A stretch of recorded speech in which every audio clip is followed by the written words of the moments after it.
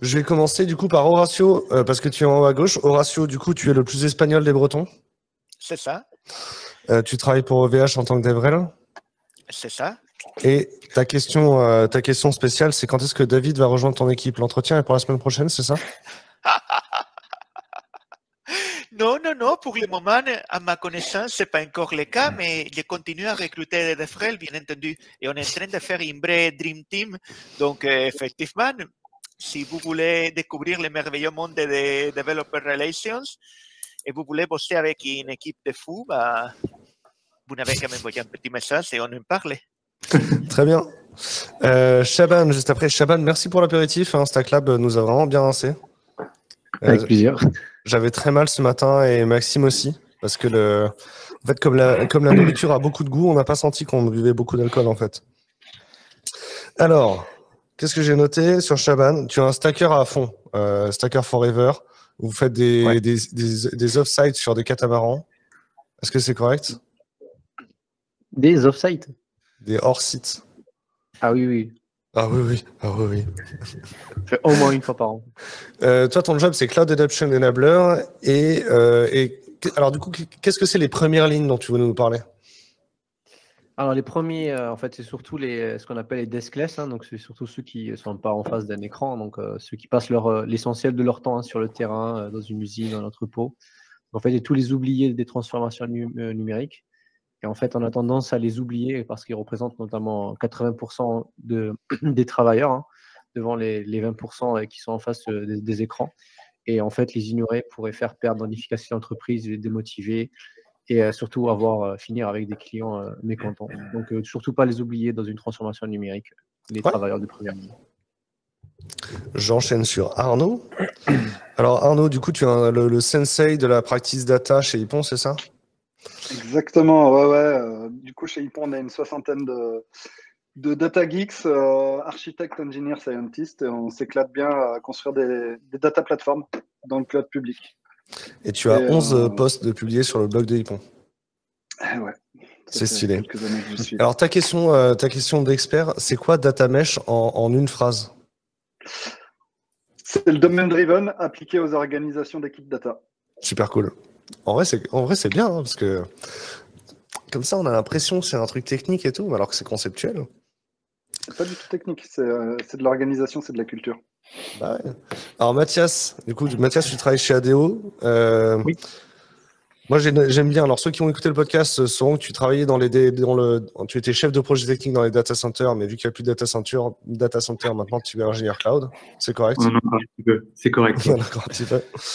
Ceux qui ont écouté le podcast, du coup, savent que tu es intéressé par le Green IT. Et ceux qui lisent le blog technique d'ADO savent que tu es allé au Kazakhstan pour l'ouverture de Leroy Merlin. Exact, c'était une expérience formidable. C'est quoi les enjeux aujourd'hui en termes de cloud chez ADO et Leroy Merlin? On a beaucoup d'enjeux. Peut-être le premier d'entre eux, celui que je mettrais peut-être en premier, c'est d'être résilient et surtout d'être résilient à l'échelle mondiale. C'est-à-dire qu'on doit proposer nos architectures. Tout ce qu'on propose doit être disponible partout dans le monde. Donc ça, c'est un vrai enjeu pour nous aujourd'hui. On a des partenaires qui sont forts, mais qui ne sont pas forcément présents partout dans le monde. Donc c'est un gros enjeu pour nous de proposer nos infrastructures partout dans le monde.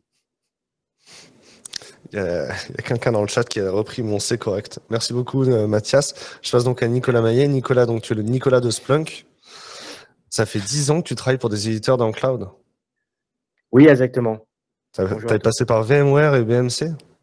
Oui, exactement. VMware dans les infrastructures et la virtualisation et aussi chez BMC Software pour toute la partie Business Service Management. Et toi, tu as commencé par le réseau en plus? Oui, j'ai commencé par de l'ingénierie réseau et telco. Et finalement, le monde du logiciel m'a attiré et m'a fait qu'aujourd'hui, l'expertise sur le numérique et la digitalisation sont des sujets importants pour moi et pour l'entreprise Splunk. C'est quoi les défis aujourd'hui pour tes clients et les clients de Splunk de manière générale? Je dirais qu'il y a peut-être trois enjeux majeurs qu'on détecte. Le premier, c'est l'explosion de la donnée. Finalement, donnée qui vient un peu de toute cette interconnexion, comment je peux la traiter, comment je peux la valoriser et comment je peux la restituer. C'est un vrai enjeu justement de cette donnée. Et cette donnée, elle est basée sur une stratégie qui est, est-ce que je continue à avoir une vision stratégique à la mode Mikado, où je vais interfacer en fait des technologies, du patrimoine et de l'innovation, ou est-ce que je change sur un modèle plutôt Lego, où je vais construire une plateforme très stable dans laquelle je vais pouvoir attacher des cas d'usage indépendamment en fait des environnements et de l'agnoticité en fait du SI. Le deuxième enjeu qu'on voit très fort, c'est le traiter l'impatience. Le numérique, le digital a vraiment raccourci le temps. Et même nous, personnellement, je vous donner une petite référence. Je devais aller voir ma famille. Avant, en fait, on disait qu'on partait et quand on arrivait, ben, on arrivait. Et aujourd'hui, il faut informer qu'on va partir, il faut informer qu'on est parti, il faut informer qu'on est sur la route, qu'on s'est arrêté, qu'on va bientôt arriver et qu'on arrive.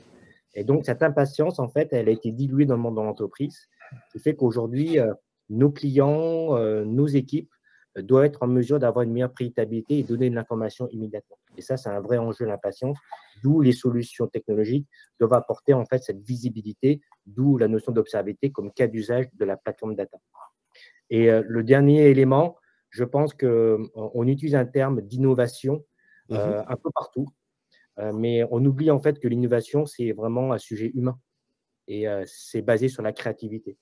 Et pour qu'on puisse avoir une meilleure créativité, ben, il faut qu'on fasse moins de run. Donc, moins de run égale plus de créativité, dit accélération de l'innovation.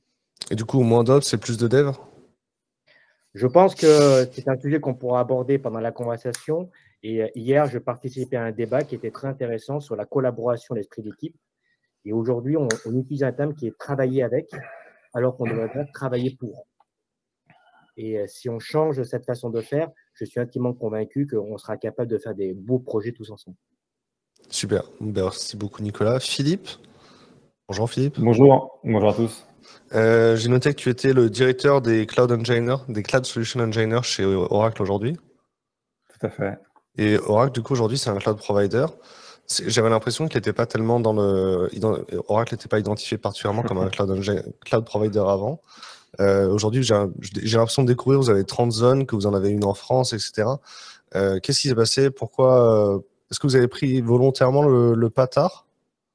C'est une bonne question. En effet, on a plutôt une approche SaaS first. On est assez connu en fait initialement pour des plateformes de SaaS dans le monde de l'HCM, de l'ERP Cloud et autres solutions. Et puis on descend en fait dans les couches et on arrive sur des couches de PaaS, on arrive sur des couches de IaaS.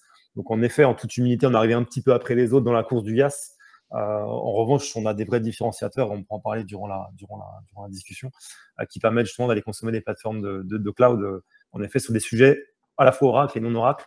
Ça, c'est un point qui est important, c'est pour runner tout type de workload sur nos plateformes. Et comme tu l'as dit, en effet, on ouvre une région là en France, dans le sud de la France, chez un data center provider qui s'appelle Interxion, sur la région de Marseille, et prochainement après en région parisienne. Et donc, ouais, on a une forte croissance et une forte activité sur l'ingénierie de nouveaux data centers qu'on met à disposition pour notre offre de cloud public qui s'appelle OCI, Oracle Cloud Infrastructure. Aurélie dans le chat nous dit qu'il faudrait plus de devs sensibilisés à l'Ops aussi. Je suis assez d'accord. Alors, pour les gens qui nous écoutent, il y a environ 70 personnes qui sont en train de suivre la conférence. Le but de cette conférence, c'est de voir un petit peu quelles sont les perspectives, qu'est-ce qui s'est passé cette année, qu'est-ce qui va se passer dans un futur proche.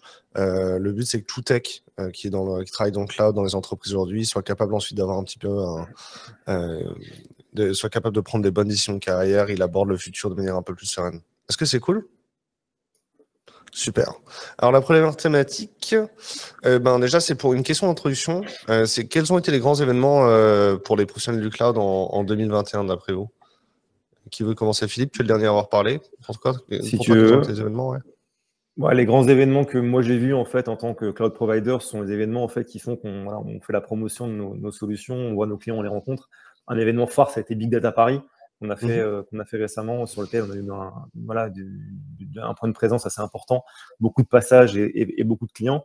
Ça, c'est un moment fort qu'on a dans l'année. Et puis nous, en tant qu'en effet que fournisseur de plateformes de cloud, on anime en fait de manière récurrente et continuelle des webcasts de l'événement client et une forte ouverture du DC qu'on a prochainement de la région France d'ici la fin du mois. On fait des formations, on fait des cursus avec nos clients sur comment comprendre justement OCI, comment monter en compétences et comment apprivoiser un peu nos ressources pour accélérer l'adoption et aller plus rapidement en fait dans les usages que nous on propose au travers de nos plateformes qui permettent d'aller tirer des workloads sur lesquels on a. Moi, mes projets, c'est plutôt des projets d'entreprise en termes de workload. C'est de la supply chain, c'est du back-office, c'est des applications temps réel. J'ai entendu le terme de citer d'avoir du temps réel dans les applications. Oracle, on est assez bon là-dedans et on travaille sur des workloads qui vont nécessiter résilience, performance et haute disponibilité. Donc voilà, c'est un peu les moments forts. Et donc, du coup, on essaie vraiment de faire de la promotion de tout ça à travers beaucoup d'événements qu'on organise. Et l'événement fort qu'on a fait cette année, c'est Big Data Paris. Et puis, on est membre du CRIP également, donc on intervient souvent dans le CRIP, qui est également un organisme que moi, je vois assez fédérateur au niveau des clients. Ils échangent pas mal. Il y a pas mal de sujets de fond, notamment sur l'approche multi-cloud, sur l'approche FinOps, qu'on va sûrement aborder durant la séance. Qui sont des thématiques que nos clients creusent fortement. Est-ce que la pénurie de matériel, ça a été quelque chose qui vous a tous affecté et qui vous affecte encore? Horacio? C'est pas qu'affecté, mais c'est carrément une chose à prendre en compte cette année, oui.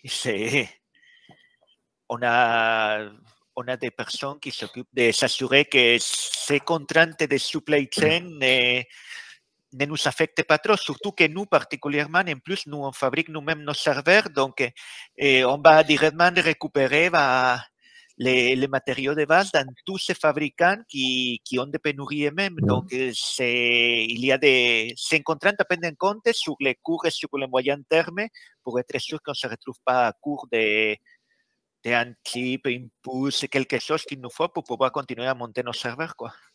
Shaban, est-ce que les clients ils prennent des mesures pour anticiper une défaillance de leurs fournisseurs? Alors aujourd'hui, c'est vrai qu'il y a des cloud providers qui ont des problèmes d'approvisionnement, notamment ceux qui ne construisent pas leur propre serveur. Après, c'est indirectement lié à la crise des semi-conducteurs, si on redescend toute la chaîne d'approvisionnement, les fondeurs et tout ça. Et effectivement, les clients, ici par exemple, un client est chez un cloud provider où on lui indique qu'il y a une rupture de stock, à ce moment-là, sa seule solution, c'est de pouvoir soit aller faire du multi-cloud, donc par la suite, du coup, aller chez un cloud provider pour pouvoir en fait partager ces workloads entre les différents clouds, ou du coup optimiser en fait ses ressources et patienter que le stock en fait se libère, quoi. Mathias, côté client, comment ça se passe? Côté client, alors effectivement, nous, on est impacté secondairement parce qu'on a plutôt tendance à limiter nos achats dans nos data centers. Donc, on est impacté indirectement. Je trouve que ce qui est super intéressant dans ce que Shaban vient de dire, c'est cette orientation vers le multi-cloud. Et je pense que c'est même plutôt sain pour toute entreprise qui fait du cloud de se vouloir le plus rapidement possible multi-cloud. Et c'est presque une chance que cette pénurie peut-être va obliger certains à se poser la question, parce que c'est fondamental pour moi dans une transformation cloud d'être multi-cloud le plus rapidement possible. Ouais, mais je suis d'accord avec toi, et même si c'est marrant, c'est comme Nicolas, je viens aussi du network. Donc, Nicolas, moi j'ai installé beaucoup de Catalyst, des 6509, des châssis Cisco quand j'étais plus jeune. Et c'était un peu les projets que je faisais. Et c'est vrai que les projets cloud qu'on fait maintenant, et comme le dit Mathias, moi, 100% de mes projets, on n'est pas les preferred cloud chez nos clients. On vient s'intégrer sur des plateformes, sur les clients qui ont déjà choisi de l'Azure, l'AWS. Et les premiers sujets qu'on fait, c'est l'interco multi-cloud. Comment on s'interconnecte? Est-ce que c'est via de l'opérateur? Est-ce que c'est via un data center comme Equinix, Interxion et les autres sur lesquels on vient sur des plateformes d'exchange pour venir consommer différents types de cloud providers? Et après, ce qui est important, en effet, c'est la gouvernance de la donnée et la gouvernance des ressources qu'on déploie. Où est-ce qu'on est? Où est-ce qu'on les met? Qu'est-ce qu'on donne? Parce que le multi-cloud, c'est bien, mais du coup, comment on contrôle où est-ce qu'on met ces données? Et la gouvernance, du coup, devient quelque chose qui est hyper important. Et un dernier point sur la partie multi-cloud aussi, c'est sur des plateformes OCI, on est très basé sur l'open source. Parfois, ça fait un peu rire les clients et ils tiquent. On investit énormément dans l'open source sur Oracle, il faut le savoir. On a beaucoup de projets open source comme VirtualBox, MySQL et les autres qui sont des projets, ou même Java. Et en fait, toute notre stack OCI, on l'a basé sur beaucoup de projets open source. Et ce qui est ultra important, in fine, c'est la réversibilité. Quand on met un workload chez un cloud provider, on le met sur l'OCI, on fait du serverless, on fait du FN Project, on fait de la blockchain, on fait de l'Hyperledger, on fait du Kubernetes, évidemment, la containerisation, on fait du Kubernetes. C'est des standards. On les prend, on les remet chez soi et on réintègre une plateforme où on le met sur un cloud provider concurrent. Et il faut faire hyper attention à qu'est-ce qui est natif chez le cloud provider, qu'est-ce qu'il a déployé et qui fait que du coup, on est après un peu lié et loqué avec lui. Nous, on est parti vraiment sur une tendance très, très open source et voilà, ça marche plutôt pas mal. Parce que pendant la prépa, on a dit que ce qui est crucial, c'est pas, enfin, c'est vrai qu'on a l'impression en fait que dans les DSI, le gros débat, c'est de choisir le cloud provider. Une fois qu'on a choisi d'aller sur AWS ou sur Azure, on a l'impression que le job est fait.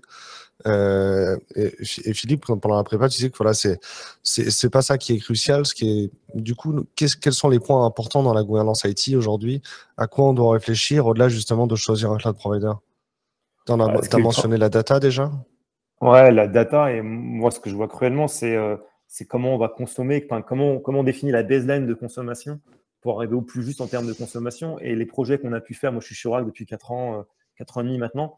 On a migré des projets, j'ai fait des projets il y a quelques années, où maintenant, c'est vraiment en production, c'est des grosses applications. Et l'enjeu de nos clients, c'est comment consommer au plus juste et réduire la consommation pour vraiment définir une baseline. Donc, c'est accrocher les métiers, c'est revoir un peu comment on a classifié ces modèles de données. Est-ce que vraiment il est pertinent et nécessaire de, je sais pas, de backuper 4 fois une donnée, de l'avoir répliqué sur 2 régions différentes?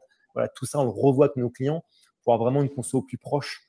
Et c'est le travail un peu de mes gars à moi aussi, c'est de faire des projets et après de réussir vraiment à avoir une vraie gouvernance de la donnée sur le cloud. Ça, Mathias, c'est quelque chose qu'on avait évoqué, hein, le fait de mettre des KPI, ça fait que les gens sont plus rationnels dans leur consommation de ressources dans les applications, quoi. Ouais, je vous invite à suivre ma conférence juste après sur le Green IT, du coup. Je voulais rebondir sur ce que disait Philippe, je suis vraiment d'accord. C'est aussi, et ça transparaît un peu dans ce que tu as dit, c'est aussi vraiment un changement de culture et c'est pas que de l'infrastructure, hein, c'est pas un changement de data center. C'est un changement de culture qui concerne toute l'entreprise, de l'informatique au métier, et ça, c'est hyper important. Que ça concerne chacun et que c'est des nouvelles manières de faire, des nouvelles manières de développer des systèmes informatiques. Un vrai changement de culture. Il y a un débat dans le chat, Maxence, qui dit voilà, mais en fait, un cloud provider, il fait pas que fournir des VM. C'est vrai qu'aujourd'hui, chez son cloud provider, on peut consommer des produits tout complets. Que ce soit par exemple si on consomme un SQS chez Amazon, c'est un produit sur lequel on est complètement bindé. Arnaud, tu faisais référence du coup à Snowflake et à comment on stocke de la donnée de manière agnostique. Est-ce que tu veux développer ce point-là à l'oral? Ouais, absolument. Moi, c'est quelque chose que je vois dans les situations émergentes, c'est la montée en puissance de ces solutions qui justement permettent d'utiliser la puissance du cloud service provider, mais t'enfermes pas chez lui. Ça veut dire que, par exemple, si tu veux faire du Databricks sur Azure, demain, tu as envie d'avoir une partie de ta workload sur Azure, une partie de ta workload sur AWS, qu'à cela ne tienne, ton équipe utilisera toujours Databricks. Donc, tu vas pouvoir fédérer des pratiques, etc. autour de cet outil. Au même titre, si tu travailles tes données sur Azure et une autre partie de tes données on-prem, tu peux très bien choisir de les regrouper dans Snowflake pour les publier, pour les partager. Ils ont des mécanismes de data sharing, de data marketplace, etc. Moi, je trouve que c'est ça qui est intéressant, c'est la convergence, la position que sont en train de prendre ces solutions pour devenir des solutions de convergence, pour hybrider à la fois les différents clouds, mais éventuellement aussi le on-prem. Et en plus, là, ils sont en train de nouer des partenariats avec des acteurs de data cataloging, des acteurs de sécurité, des acteurs de machine learning. Et on se rend compte que ce qui était vu comme un cluster Spark managé ou un data warehouse managé, c'est véritablement en train de devenir des plateformes complètes de data dans le cloud. Ça me paraît assez clair. De manière générale, là, toutes ces questions, elles sont dans la thématique du Move to Cloud. Est-ce que le Move to Cloud, il a partiellement accéléré en 2021 avec le Covid? C'est quelque chose qu'on mentionne souvent dans la presse, mais est-ce que vous l'observez effectivement? Oui, nous, ce qu'on voit côté Splunk, je pense que beaucoup de clients avant d'avoir démarré sur le Move to Cloud, ont déjà initié une démarche qui s'appelait Go to Cloud. Et le Go to Cloud avait déjà pour but d'expliquer finalement quelle est ma cible et quel est le contexte et pourquoi j'en ai besoin. On parle aujourd'hui de brokering, de multi-cloud, et on voit, nous, à la maturité aujourd'hui, où on peut dire qu'il y a 3-4 ans, le cloud public était plutôt vu comme une extension du sandbox, dans lequel je vais faire des tests, je vais voir un peu quels sont les services que je peux consommer plus rapidement dans ce type, en fait, ce qu'on appelle les hyperscalers.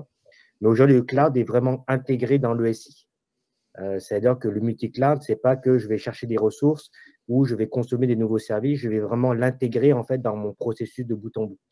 Et ça, c'est un enjeu majeur qui est en fait finalement l'exploitation et le maintien en condition opérationnelle de tout ce schémaillage en fait du workflow qui intègre du on-premise et du multi-cloud.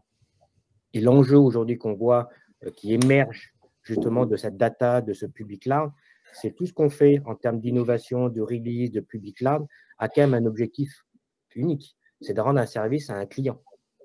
Et ce client-là, c'est l'interne ou l'externe. Et on voit aujourd'hui une tendance très forte qui est sur l'observabilité côté end-user. C'est bien de déployer plus vite, c'est bien de faire des releases plus vite, c'est bien de faire du DevOps, du CI/CD, mais à la fin, est-ce que mon service il est bien consommé? Quelle est l'expérience de mon client? Et est-ce que c'est pertinent d'améliorer certaines capacités de ce service-là? Et donc, cette métrique, en fait, on voit aujourd'hui de plus en plus besoin de synthétique, de real-user monitoring pour avoir ce fil d'Ariane entre le end-user et le back-end, entre application, infrastructure, indépendamment du cloud. Et ça, c'est vraiment la notion de ce qu'on appelle l'observabilité, qui est un pilier stratégique pour Splunk grâce à la convergence de la data, où on est capable d'avoir cette introspection du end-user au front, indépendamment du cloud. Yes. Mathias, est-ce que chez vous, ça a accéléré le move to cloud avec le Covid?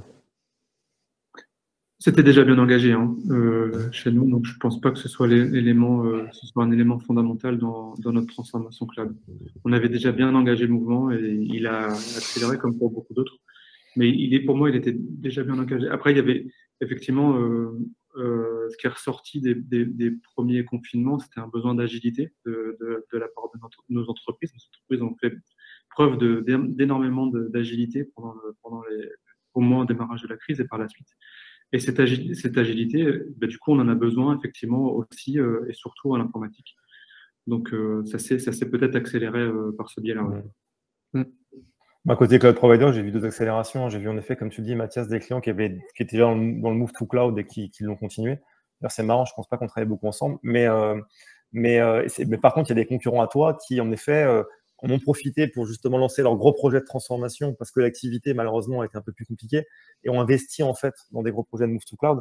Ça, c'est vraiment ceux que j'ai vus. Et puis, les seconds que j'ai vus, c'est plutôt ceux qui étaient un peu frileux au cloud et qui, justement, n'avaient pas beaucoup de plateformes de cloud public et se sont retrouvés un peu loqués chez eux, sans accès à leur SI. Et c'est beaucoup, en fait, de solutions de sécurité, d'accès à leurs ressources que moi, j'ai vu vraiment s'accélérer avec des notions d'accès distant, de VPN, etc., ou des plateformes de sécurité pour se connecter au SI de l'entreprise qui ont grandement explosé et un besoin qui est monté en flèche de manière assez importante. Des notions de VDI, des notions d'accès à distance. C'est Chaban ensuite. Horacio, laisse Chaban réagir. Chaban, tu nous as dit avant ce qui est vrai pour les laptops est vrai pour les serveurs. Justement, en fait, cette crise pandémique a pu mettre en évidence les dysfonctionnements en fait internes de toutes ces entreprises-là. Donc, comme celle en fait ADO du coup a pu mieux résister et d'autres en fait le Covid a permis justement de pouvoir redémarrer ou accélérer justement cette transformation numérique. Et on s'est rendu compte effectivement avec les confinements qu'on vous avez parlé. Ces confinements, c'est que justement, il y en a plein en fait qui étaient avec des PC fixes et ils ont dû du coup les déplacer réellement, de déplacer de l'entreprise jusqu'à chez eux pour pouvoir continuer à travailler parce que justement les master PC, les fonctionnements font avec des sécurités internes qui font qu'on ne peut pas travailler sur un PC personnel donc il a fallu du coup effectuer des commandes et il y avait des pénuries en fait. On se rappelle bien en fait de cette période. Donc en fait, la transformation numérique, elle est vraiment très importante et c'est pas juste le cloud qui est pris en compte, comme on avait discuté en début. C'est vraiment tous les changements culturels, organisationnels, humains, surtout en fait pour pouvoir intégrer tout le monde en fait, parce que effectivement, quand on parle avec un ingénieur réseau et on lui dit qu'on va aller sur du cloud provider, il va se dire je vais me retrouver au chômage, mais je vais servir à quoi du coup? En fait, non, tu auras toujours ta place, en fait, même en étant sur un cloud provider, il y aura quand même du réseau à faire. Et pareil pour du monitoring, pour les DevOps, pour la sécurité, il y aura toujours de la place pour tout le monde. Horacio, tu voulais réagir? Non, je me retrouvais beaucoup dans ce que Philippe disait, mais c'est surtout moi où j'ai vu la grosse différence, c'était sur les gens qui étaient réfractaires au cloud. Les boîtes qui, un peu par principe, jusqu'à 2020, étaient réfractaires au cloud, ils ne se voyaient pas les faire, ils avaient leur truc on-premise, et le changement a été très brutal et très dur, comme Shaban a dit au début du premier confinement. Mais maintenant, quand je reparle avec beaucoup de ces boîtes-là, ce que je vois, c'est que le cloud, c'est maintenant pris au moins comme une alternative sérieuse. Et les boîtes qui étaient déjà dans le cloud, comme Mathias a dit, sont accélérées, mais les boîtes réfractaires, j'ai l'impression qu'il y a eu le déclic de, mine de rien, le cloud est là et on ne peut pas s'en passer aussi facilement. Donc, il va falloir qu'on aille, on ne sait pas encore comment, mais la question n'est plus est-ce qu'on va aller ou pas, la question c'est comment est-ce qu'on va aller, au moins dans tous les clients que j'ai discuté ces derniers temps. Dans le chat, Arnaud fait animateur, il parle de Debezium, de change data capture, etc. Ils sont sur une autre conversation. En fait, au final, le fait d'avoir pour une entreprise, le fait d'avoir ces serveurs dans le cloud, c'est pas ça qui fait le plus mal. C'est plutôt d'avoir Workplace Chat qui tombe spontanément pendant plusieurs heures. Shaban, je reprends ta punchline. Hein. Facebook, il gère des réseaux sociaux, mais alors le réseau, apparemment, ils savent pas gérer. C'était ça la punchline.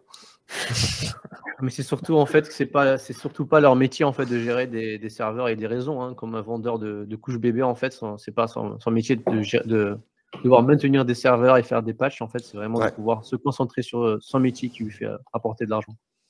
Ouais. Moi, je suis très humble quand il s'agit de ça. En ayant vu les post-mortem qui sont faits côté Facebook, je pense que n'importe quel cloud provider est très humble quand il voit ça et tu vois bien les suraccidents arriver. Donc, oui, c'est pas leur métier, mais je comprends pourquoi c'est arrivé et je suis quand même assez épaté de voir que quelques heures après, les trucs étaient de retour et un grand chapeau à eux. C'est... Parce que vous, la dernière panne de réseau, c'était 2017, c'est ça, Horatio? T'étais pas encore chez VH en plus.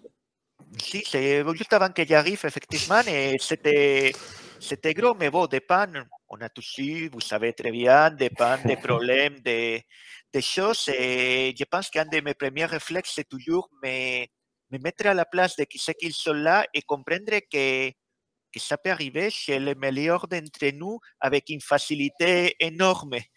Parce qu'en général, quand ce type de panne arrive, c'est jamais une erreur, c'est une suite de problèmes, la suite vraiment improbable, les sous-accidents, et là, je crois que personne n'est à l'abri vraiment, quoi.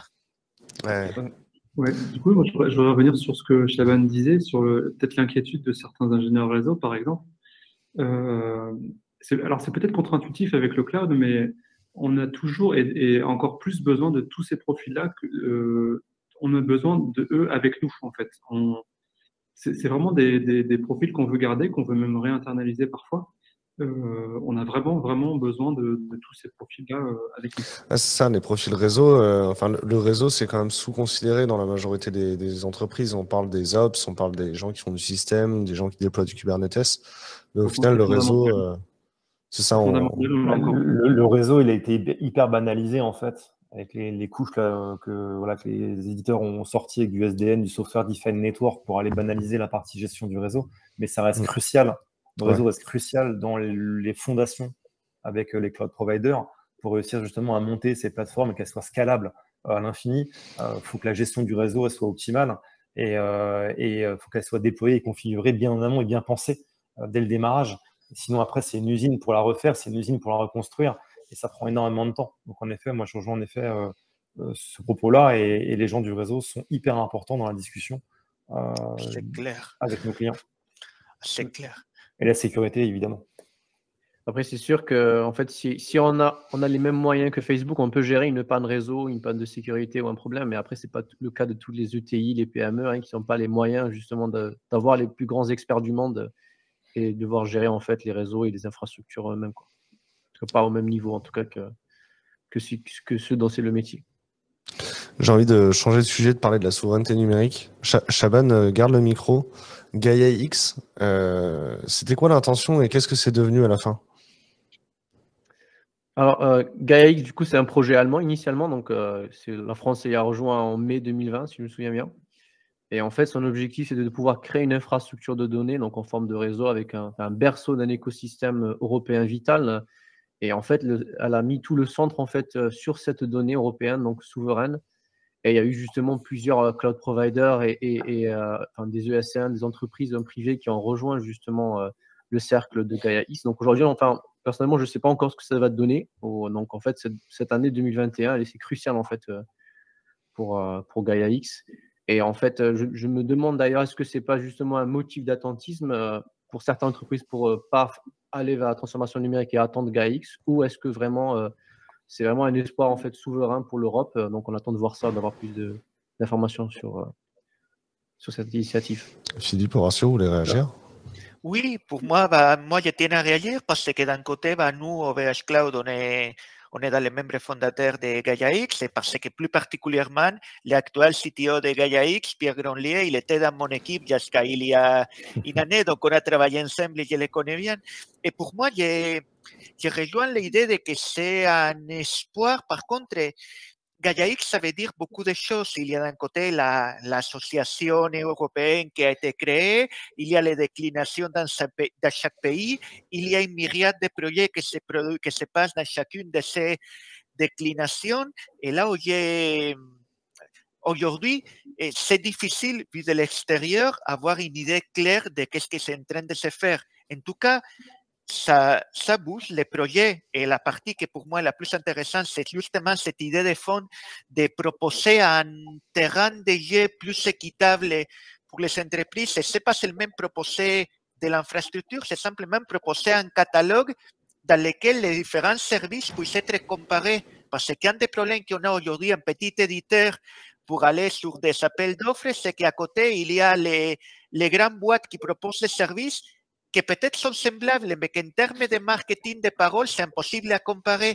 Et un des premiers piliers de Gaia X, c'est justement cette idée-là d'uniformiser et proposer un catalogue dans lequel les différents services de différents providers, grands et petits, soient décrits avec le même langage, avec les mêmes termes, et pouvoir comparer des pommes avec des pommes sans tous les arguments marketing. Ouais. Est-ce qu'on veut de la souveraineté? Là, tu vas voir tel niveau, tel niveau, tel niveau. Est-ce que tu veux de stockage, de la vitesse, de machin, et pouvoir mettre un terrain de jeu qui permet aux acteurs européens de lutter avec des armes plus égales avec des grands acteurs.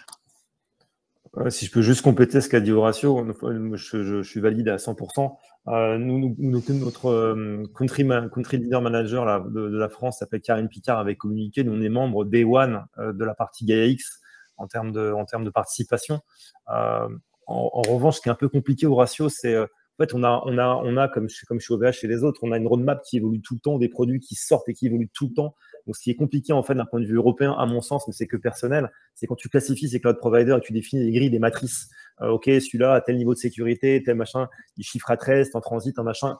Ça évolue tellement que de maintenir à jour ce référentiel-là, les mecs, ils vont s'arracher les cheveux. Donc oui, il faut classifier son modèle de données et définir des engagements à prendre par rapport à un niveau de sécurité, performance, taux de dispo, par ligne métier, par machin, etc. dans l'entreprise. Mais après, il faut se faire accompagner de boîtes de services et de conseils pour constamment benchmarker et s'assurer que son catalogue est bien ajusté par rapport au métier et par rapport aux besoins des métiers et qu'on a bien choisi de mon cloud provider. Mais c'est une usine, c'est hyper compliqué. Ça va être compliqué aussi pour les cloud providers pour maintenir à jour ces différents produits. On ne dit pas que ça va être facile et je suis un peu persuadé que ça va prendre de temps, mais déjà simplement les jours où ça reviendra en réflexe pour nous en tant que cloud provider et pour les éditeurs, de quand on sort un nouveau produit, les sortir avec les bonnes classifications et les bonnes choses qui vont à côté, ça va rendre plus simple à un moment donné pour une entreprise qu'il va choisir ce service, qu'est-ce qu'il choisit. Et donc, pour moi, c'est un effort. C'est pour ça que j'ai dit, c'est peut-être moins bling-bling et c'est plus sur le long terme. Mais si ça rentre dans les mers, quand j'ai fait un service pour le cloud, de la même façon que j'ai fait la plaquette marketing, j'ai fait la classification pour le catalogue Gaia X, là, c'est là que ça peut faire un vrai changement et donner la possibilité autant aux créateurs de services web qu'aux consommateurs de services web d'être plus présents et de mieux choisir. Je suis.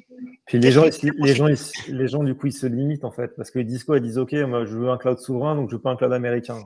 Mais en effet, non, mais mais est-ce que tu n'as pas une partie de ta donnée qui est éligible à aller sur un cloud américain? C'est pour ça que Gaia X va pouvoir aider aussi à ça. Et c'est pour ça que moi, personnellement, ça ne me choque pas quand des cloud providers américains ils disent qu'ils sont sur Gaia X. Il y a une partie des services et souverain, ça ne veut pas dire la même chose. Il y a différents niveaux, de différents besoins. Gaia X va aider à que les choses soient claires. Et même si ça prend du temps et de l'effort, pour moi, bah, je crois parce que je crois dans les projets, je crois dans l'idée et parce que je crois dans les gens qui sont aux commandes. Donc, voilà. Ok, vous avez parlé un peu de sécurité et de chiffrement. Est-ce qu'il y a eu une vraie prise de conscience en 2021 sur la sécurité dans le cloud ou de manière générale dans les entreprises? Est-ce quand on a fait cette table ronde l'an dernier avec Cloud Nord en 2020, on parlait grosso modo, ce qu'on disait, c'était que le chiffrement en mémoire, c'était assez acquis, mais le chiffrement en transit, c'était tout était à faire. C'était un sujet sur lequel les participants aidaient leurs clients d'ailleurs. Qu'est-ce que vous observez aujourd'hui de votre côté? Je vais peut-être rebondir sur cette notion de sécurité. Déjà, nous, ce qu'on remarque, c'est que la sécurité qui était plutôt sur une vision périmétrique a évolué pour se rapprocher au plus près de l'application depuis ces 2-3 dernières années. On parlait, Philippe, du SD-WAN, de l'overlay pour accélérer la mise en production des applications et attacher la sécurité. Ça, c'est un point de vue technologique. D'un point de vue organisationnel, on voit que la dimension du CISO est vraiment maintenant impliquée dans les projets digitaux. On voyait auparavant plutôt des applications et des métiers qui étaient plutôt en conflit avec la sécurité parce que c'est moins flexible, on n'arrive pas à ouvrir les flux, ça bloque tout le temps, il y a toujours une problématique. Et ce qui est intéressant, quand le Gartner nous a nominés pour la 4e fois comme leader du SOC et du SIEM, dans les échanges qu'on a au travers du cloud, de l'observabilité, est intégré aujourd'hui la sécurité. Et dans les rencontres qu'on a, et qui n'étaient pas il y a 2-3 ans, il y a un représentant de la sécurité qui essaye de comprendre le contexte et qui n'est pas juste dans un rôle de pushback et qui a envie de participer à cette évolution digitale et numérique. Et ça, intellectuellement, je pense qu'il y a eu une vraie évolution de cette volonté d'avancer ensemble et que la sécurité ne soit pas une façon de garder un bunker à côté d'une organisation et finalement on va juste les adresser pour dire ben, nous on a fait notre maquette, voilà ce qu'on veut faire, maintenant tout m'ouvre les flux parce que faut que ça aille plus vite. Il y a une vraie prise de conscience de cette notion de DevSecOps, si on peut dire vulgairement, d'intégrer la sécurité au plus près du contexte des projets d'évolution numérique. Chaban, est-ce qu'on chiffre plus? Alors, sur la partie chiffrement, justement, on a la chance que certains cloud providers proposent des services managés qui offrent la possibilité de pouvoir chiffrer gratuitement. Hein. Donc aujourd'hui, il devient très facile de pouvoir déployer des applications en HTTPS et générer automatiquement ces certificats en se basant sur les services managés. Donc aujourd'hui, je dirais qu'il n'y a plus aucune excuse justement pour ne pas avoir de chiffrement en transit en étant sur un cloud. Ouais, moi, si je peux du coup compléter de la vue du cloud provider aussi, en effet, là, le chiffrement à trace de la donnée, c'est un truc qui est connu de tout le monde et en effet, on propose nativement, les données sont chiffrées par nous, mais évidemment, on propose aux clients de mettre ses clés de chiffrement et d'avoir un KMS soit chez nous, soit chez lui pour venir chiffrer la donnée. Le chiffrement en transit, ouais, on l'a vu. On l'a vu à travers, nous, des nouvelles fonctionnalités qu'on sort pour aller chiffrer même du niveau 2 entre nos différents types de régions. Pour sécuriser la partie en transit. Et puis, j'ai entendu aussi la partie, en effet, RSSI et autres. Je pense que la sécurité périmétrique, c'est quelque chose qui est acquis depuis très, très longtemps. Redescendre vers la data et au plus cœur de la donnée, et notamment au niveau de la base de données, pour gérer les comptes à privilèges, gérer la sécurité de droit d'accès, gérer la sécurité de données, c'est quelque chose qui est crucial, en effet, qu'on voit de plus en plus et qu'on va appeler chez nous plutôt de la défense en mode un peu plus proactive. Par exemple, je vais citer un exemple, une personne qui met un object storage en ligne, on peut définir des règles de sécurité qui vont dire, OK, si l'object storage il est publié sur Internet, alors dans ce cas-là, crac, on envoie d'alerting. Et on sort du coup des fonctionnalités natives au cloud. Et parfois, c'est moi ce que je trouve ça un peu dommage, c'est que parfois, certains de nos clients ne tirent pas parti en fait, de ce qui est natif dans le cloud pour aller consommer des solutions tiers pour ajouter des contrôles de sécurité, alors que nativement, en fait, dans le cloud, et c'est pas que chez un Oracle, mais évidemment, nous, on le fait également, on a des produits, des outils qui permettent d'aller assesser. Voilà, nous, on a des outils propres à nous, propres à Oracle, qui vont assesser une base de données, assesser des comptes à privilèges, classifier la donnée, définir si elle est bien sécurisée, est-ce qu'elle est stockée au bon endroit avec un bon niveau de sécurité, quels sont les droits d'accès qu'on a dessus, etc. Est-ce qu'elle est anonymisée ou pas? Tout ça, c'est ce que j'avais demandé à Arnaud. Et puis c'est et puis c'est différents types d'outils qu'il faut venir consommer. Donc moi, c'est ce que je pousse mes clients à faire. C'est comme le backup, c'est comme tout, c'est comme la partie cloud native. Parfois, on cherche à ajouter des composants technologiques qui gravitent autour, alors que nativement, il y a déjà pas mal de solutions qui permettent de le faire. Parce que Arnaud, sur des gros volumes de données, un data lake, tu vas pas le chiffrer de manière symétrique en entier. Ou est-ce que du coup dans la conception du schéma de données, on va penser sécurité dès le début? Est-ce que on va faire en sorte que les utilisateurs ils aient accès que ce dont ils ont besoin, par exemple? Tu parles d'anonymisation dynamique dans le chat. Moi, j'avais jamais vu ça. Est-ce que tu peux nous donner un peu c'est quoi l'état de l'art? Carrément. Du coup, l'état de l'art, c'est le chiffrement at rest. Ça, chiffrement au repos sur les data lakes, quel que soit le stockage retenu, on fait du chiffrement au repos maintenant tout le temps. C'est une case à cocher chez les cloud service providers. Sur Hadoop, c'était du sport de kerberiser une install Hadoop. Si tu le faisais dès le début, ça se passait plutôt bien. Si tu essayais de le faire après, tu transpirais un peu. Maintenant, ce que j'aime bien, moi, c'est d'avoir vraiment des niveaux de maturité de ta donnée. On parle de bronze, silver, gold. Dans bronze, tu vas avoir tes données brutes. Dans silver, tu vas avoir tes données mises au format pivot, mais avec un haut niveau de granularité. Et dans gold, c'est là où tu publies ta donnée aux end users. Et c'est là, du coup, où tu vas pouvoir mettre ton anonymisation dynamique, c'est-à-dire que tu vas faire du RBAC, Role-Based Access Control, au niveau ligne, et tu vas dire, ce champ-là, qui est une adresse email, si c'est l'équipe, quelqu'un qui a le rôle RH dans ses privilèges, je lui affiche entier. S'il n'a pas le rôle RH, je lui affiche que le nom de domaine. Et ça, tu peux le faire au niveau de ton outil, mais sinon, tu peux le faire en périmétrique au niveau de ta plateforme en utilisant un proxy. Toutes les connexions JDBC, par exemple, passent par ce proxy. Toutes les requêtes sont scannées et c'est le proxy qui va déterminer, tiens, cet utilisateur, c'est un power user, il a le droit de voir les PII. Celui-là, c'en est pas un. Donc, je vais intercepter le résultat set et je vais venir anonymiser dynamiquement la donnée. Et je vais garder une trace d'audit de qui a accédé à quoi et qu'est-ce que moi je lui ai rendu. Donc maintenant, avec c'est pour ça que moi je m'éclate vraiment plus maintenant qu'il y a 10 ans en archidata.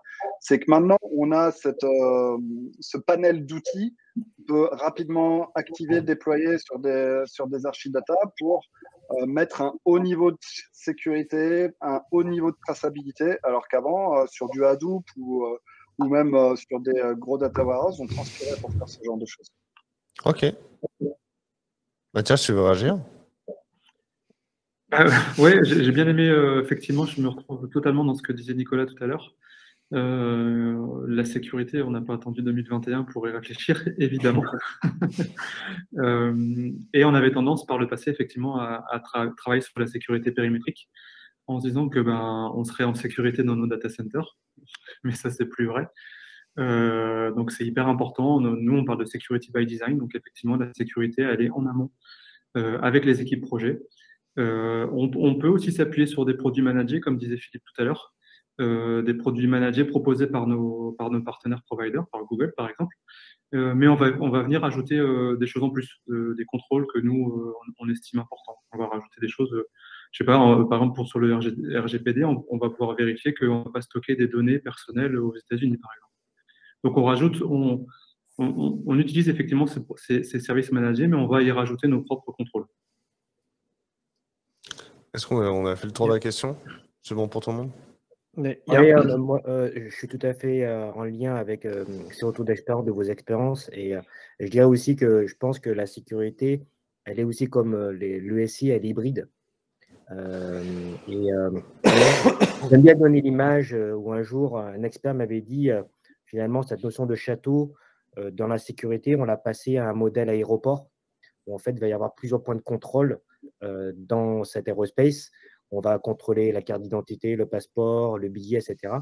Et ce qu'on voit aujourd'hui dans le cloud et cette évolution numérique, c'est que maintenant, tous ces points de contrôle, ils bougent.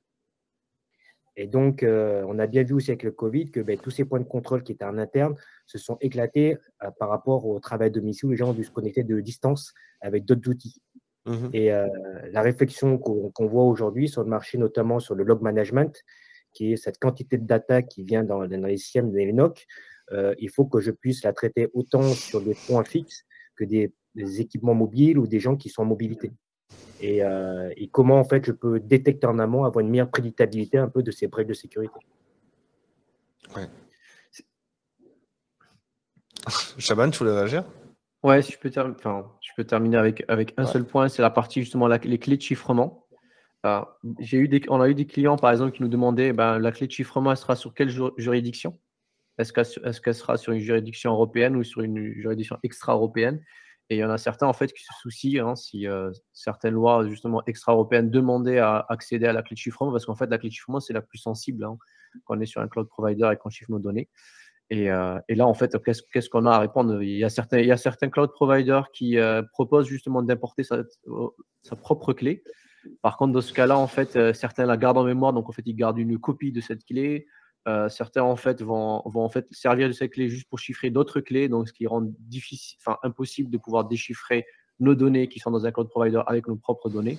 Donc, il y a tout un sujet, en fait, autour des clés de chiffrement et de leur souveraineté. Et si en fait, on résout justement cette problématique-là, même en étant sur un cloud provider extra-européen, et en fait, on sera protégé justement contre toutes les lois extra-européennes. Moi, ça me paraît très clair. Le Green IT, est-ce que c'est un sujet? Parce qu'on en parle beaucoup. Alors, Mathias, il y a une conférence dessus juste après. Il y avait déjà un autre sujet. Il y a une autre conférence qui en parle dans Cloud Nord. Là, j'ai l'impression que dans toutes les conférences du cloud, maintenant, on parle de Green IT, alors qu'il y a un an, on n'en parlait pas. Est-ce que c'est un sujet et pourquoi ça en devient un, en fait? Philippe, tu voulais réagir en premier? Si vous voulez, moi le Green IT, je le vois de deux façons. Le premier, c'est quel type de data center, où est-ce qu'on les consomme. Enfin, nous, c'est pas notre métier de faire du data center, donc on va chez des partenaires qui ont des niveaux de certification très forts et également une notion Green IT, une notion justement de gestion de l'énergie qui est dite soi-disant green. Voilà, ça c'est un critère qui est ultra important. Mais la partie Green IT, on voit aussi beaucoup dans l'approche FinOps. On en parlait tout à l'heure au démarrage. C'est dans tout ce modèle en fait de gouvernance qu'on met au niveau du cloud pour aller consommer la donnée au bon endroit, au bon moment et de la bonne façon. Et de faire en sorte que justement une donnée qui ait très peu de valeur dans l'entreprise soit stockée sur des médias qui coûtent très peu cher, ou qui ait très peu de réplication, ou qui ait très peu d'environnement. Que justement les workloads qui tournent avec des engagements de service et de taux de disponibilité pour des métiers qui sont très critiques et des notions de service qui soient à la hauteur de ce qu'ils escomptent. Et qu'une donnée qui a moins de valeur tourne sur des environnements qui coûtent moins cher. Que le test and dev, on l'automatise et que le week-end, il soit éteint ou réduit. Voilà. Si on ne consomme pas, et c'est notre tendance, c'est mieux consommer le cloud pour justement avoir une approche plus green qu'on l'a fait précédemment et arrêter de mettre du stockage pour mettre du stockage, arrêter de faire tourner les environnements parce qu'il n'y a pas de connexion ou très peu ou que ce n'est pas du tout utilisé et que le business ne s'en sert pas ou très peu. Voilà, c'est remettre un peu l'église au centre du village et faire comprendre aux gens que le Green IT, ce n'est pas que l'IT, c'est aussi les gens qui sont autour, qui consomment ces ressources-là. Et c'est un mindset, c'est une envie de l'être ou de ne pas l'être. On est écolo, on n'est pas écolo. C'est un truc qu'on a en soi ou qu'on n'a pas. On l'a d'un point de vue IT, mais aussi on peut l'avoir grandement d'un point de vue usage. Et je trouve que c'est ultra important de sensibiliser les gens autour de ça. On est écolo ou on n'est pas encore écolo. Il n'y a que deux types de personnes. Non, pour compléter ce que dit Philippe, nous, c'est notre métier aussi de fabriquer nos data centers et nos serveurs. Et les Green IT, l'année dernière, on s'occupait encore, on avait déjà des articles de blog, mais nous, on s'occupait par conviction aussi, mais aussi pour les raisons les plus basiques. C'est parce qu'en tant que cloud provider, en tant que créateur de data centers, c'est aussi une sacrée économie pour nous. Nous, depuis le début, on faisait nos data centers avec des water cooling pour réduire la consommation électrique. On a une des efficiences énergétiques les meilleures au monde à cause de ça.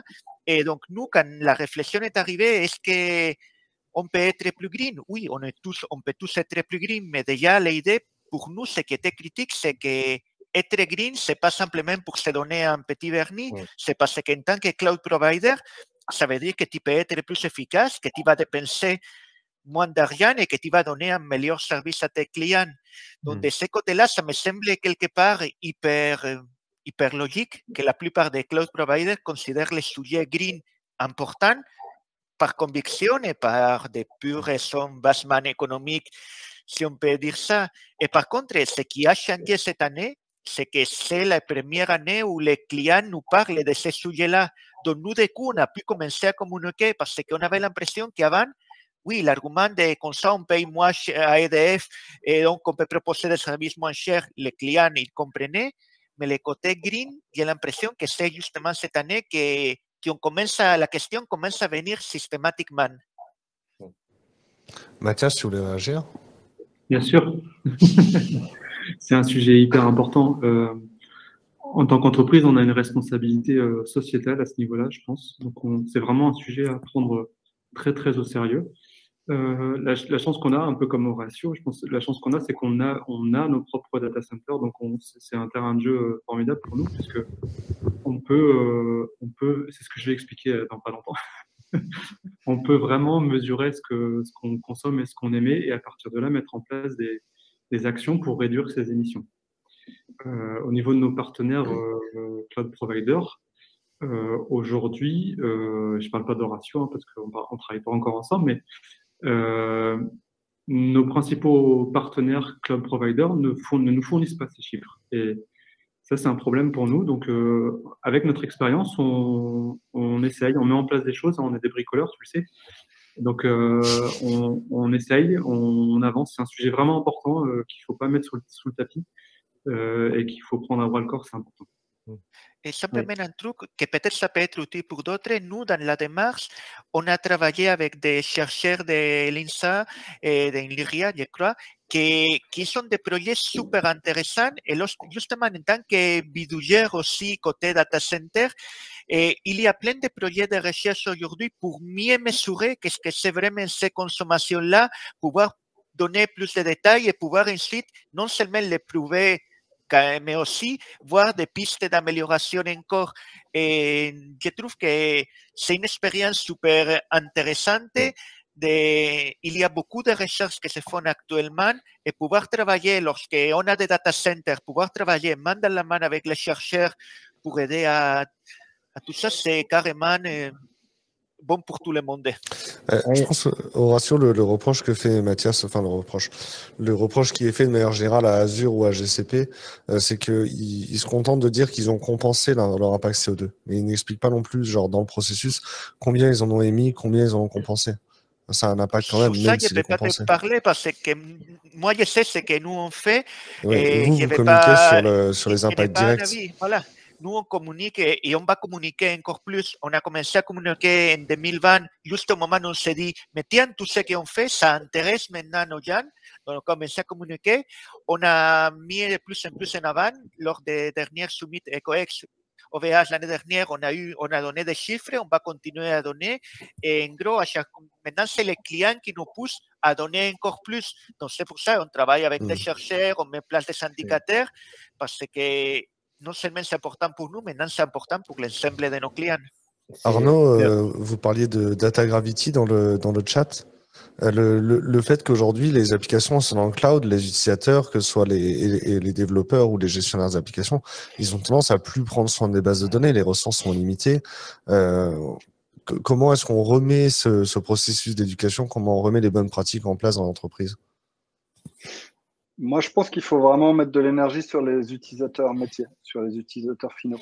On a toujours tendance, quand on regarde une architecture, une plateforme de données, à partir de la source. Donc, tu te dis, ah cool, j'ai ces données à dispo, je vais tout déverser dans mon data lake, je vais tout apporter jusqu'à l'utilisateur final, et puis c'est lui qui va filtrer, etc. Ouais. Mais c'est dommage parce que tu vas éventuellement lui mettre trop de données à disposition, dans une granularité trop fine et à une fréquence trop élevée. Et quand on parle aux utilisateurs métiers, tu te rends compte, ah mais non, ce tableau de bord, je le consulte une fois par semaine et j'ai besoin que de 3 mois d'historique. Donc, c'est ces informations-là qui sont capitales à capter pendant la phase de cadrage pour pouvoir tracter les données nécessaires et suffisantes et surtout mettre des cycles de vie sur les données. Donc, tu fais expirer tes données soit pour les mettre dans des espaces de stockage moins coûteux, soit tout simplement pour les supprimer parce que tu sais que ce calcul n'a que de l'intérêt pendant 24 heures. Après, tu n'as plus besoin de le conserver. Alors, soit tu te dis, je garde tout et je suis Google, peut-être que dans des années, je vais pouvoir mettre des données en corrélation que je n'avais pas imaginé avant et je vais créer des nouveaux services. Bon, c'est une approche.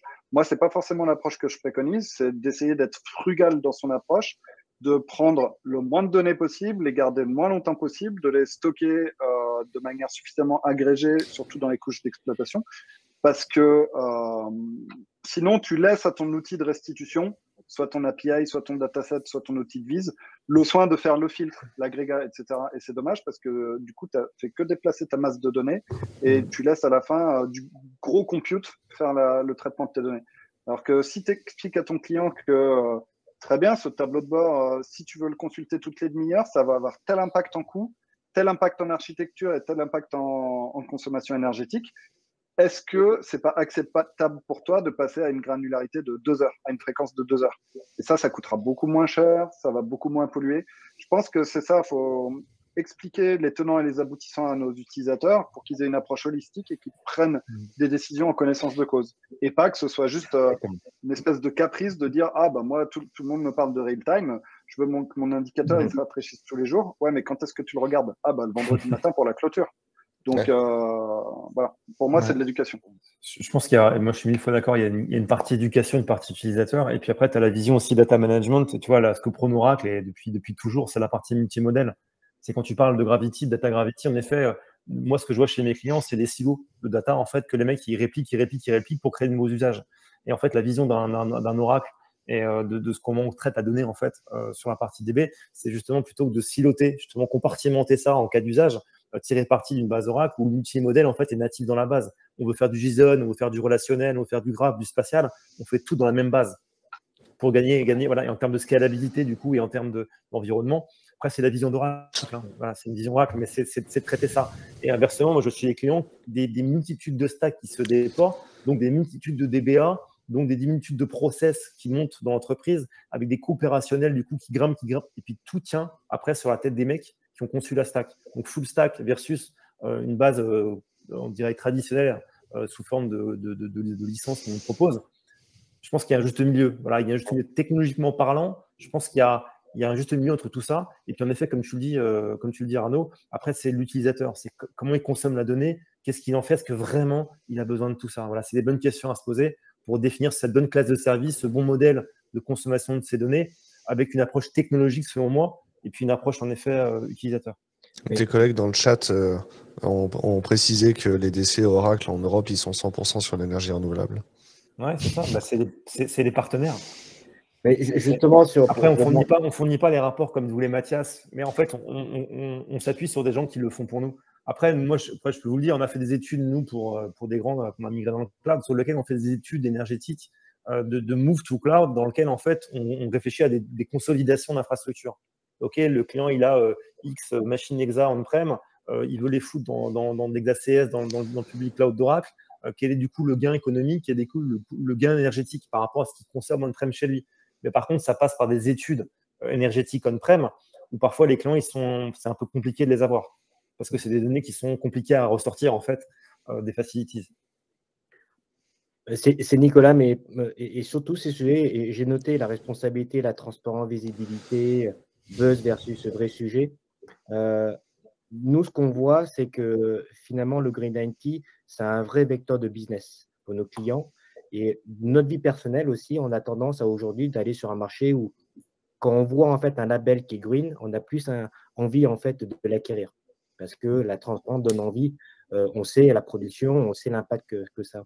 Et pourquoi pas demain, un peu comme les niveaux de service que disait Arnaud, les bronze, silver, gold sur des SLA, pourquoi demain ne pas intégrer un label green dans l'IT sur la consommation en fait de ce développement de code, de l'architecture, et dans ce catalogue de services, d'intégrer le SLA, la qualité, le coût et en fait l'impact écologique dans les services qu'on va consommer.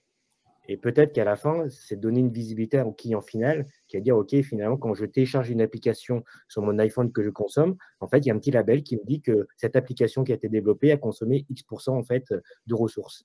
Et je vais peut-être avoir une meilleure appétence pour aller télécharger cette appli que l'autre qui a été plus énergivore que ce développement applicatif, par exemple. Arnaud le mentionne dans le chat qu'ils sont engagés sur le label B Corp. Mais le label B Corp, il analyse vraiment toutes les externalités de l'entreprise. Il y a les externalités sociales, la gouvernance. Exactement. Et Green IT, ça recouvre tout ça. Il y a l'éco-conception qui va s'intéresser à la façon dont tu conçois ton logiciel. Mais le Green IT, ça prend en compte tous les impacts, le mix carbone avec lequel tu vas acheter ton énergie. C'est pour ça que des fois, héberger sa plateforme en France, tu vas avoir une énergie globalement moins carbonée que dans d'autres pays.